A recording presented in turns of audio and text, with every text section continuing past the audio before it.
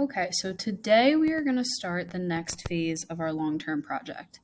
The first thing that we need to do is we need to find two sources. So now that we've kind of looked through a couple argumentative topics, we have three that we want to focus on. We're going to move forward and we're going to pick the one that we're most interested in.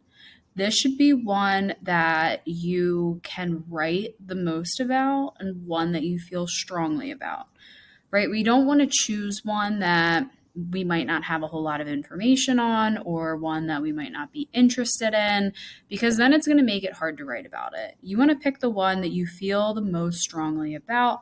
That way it'll not only keep you interested, but you'll have a lot more information to find and a lot more to write about. So the one that I am choosing is just an example. If you are also choosing school uniforms, you are welcome to use some of my ideas, but you cannot take them word for word. So let's take a look at what you're doing today. Okay, so each step has a set of directions. You want to make sure that you're paying close attention to them because we're going to do this for two sources. So the first step that you want to do is decide on what topic you're going to choose. So I chose school uniforms. And your research question is just what's on that topic selection sheet. Should school uniforms be required? So once we have that, we have our topic, we have what we're researching, we're going to look at both sides of the argument. So we're going to use the internet to research your topic and find the first source that you want to use for this essay. So when you are looking, you're going to complete a cards test. You want to make sure that both sides of the argument are being talked about, and some things that you want to include are pros, cons, advantages, and disadvantages. So if I were to switch tabs and go into Google, I can type in pros and cons of school uniforms.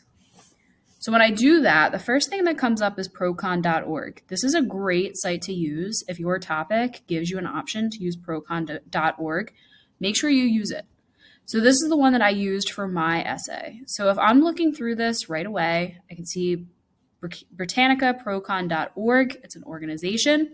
So it's reliable, it says it right there, reliable, nonpartisan, meaning it looks at both sides, and empowering. So it's taking a look at a bunch of different arguments.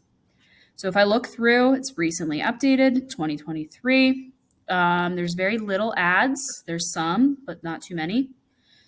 When I go down, pro one, con one. So each one has a pro and it has a con. So if I scroll through here, okay, there's another con, there's another pro, another con, another pro. Overall, this looks like a pretty reliable website.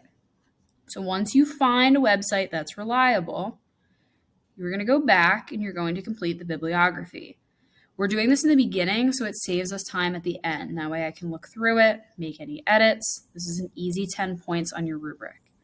So I completed my bibliography. Make sure you're using page 13 of your bibliography packet. We set up our project folders yesterday, so it should be in the left-hand side. If you don't have one, I'll get you a copy of the page 13 itself. That way you have something to work off of. So once you have that for step 4, we're going to be using these websites pretty much every day from now until the end of the marking period. So you're going to go in, once you have your site, and we are going to bookmark it. So at this point, we should know how to bookmark it, but if you don't, click on bookmark tabs and lists and bookmark this tab. That way it's easy access.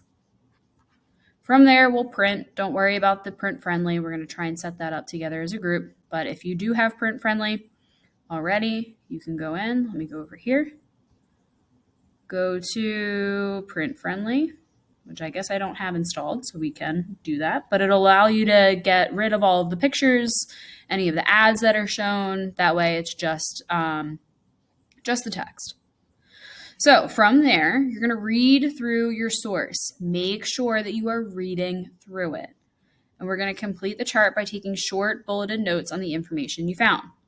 Okay, it says our example together on standing desks. We're talking about school uniforms. So from here, you're going to complete this chart for each site. So you're going to list your issue or your topic, school uniforms, should they be required? Then you're going to do a side for and a side against. So if I'm looking at my claim for school uniforms should be required, that's my claim. Yes, I think school uniforms are required. So you need to make sure that you're writing a strong claim. From there, you're going to look at the reasons from the website to support your claims. So I have number one, students are more focused on their education. If I go within my article, I can see here school uniforms keep students focused on their education, not their clothes. So you want to make sure that you're not copying word from word, but you're practicing paraphrasing. It's okay if it's not perfect. This is where we're getting the practice in. So you want to make sure that you're taking some of these headings or some of these reasons and putting them in your own words. For number two, students' legal rights to self-expression are still upheld even when wearing a school uniform, and uniforms decrease bullying in schools. Once you do it for the pros, you have to go back again and do it for the cons, because a good argument has two sides to the story. School uniforms should not be required, is my claim against. Uniforms have no impact on school performance. Uniforms restrict student self-expression, and school uniforms do not decrease bullying in schools. Okay, once you are done with this, we're going to do it on paper, so make sure that you hand it into the bin. When you're done, you can find something quiet to do. Make sure that your exact path for reading is taken care of. You have 40 minutes there. You have time to work on that. Any missing assignments? Tomorrow, we are going to do source 2. So we're going to repeat the same process, but finding a different site. Okay, if you have any questions as you're working, raise your hand. I'm happy to help you. I'm happy to help you work through it. If you're struggling to find a source, let me know.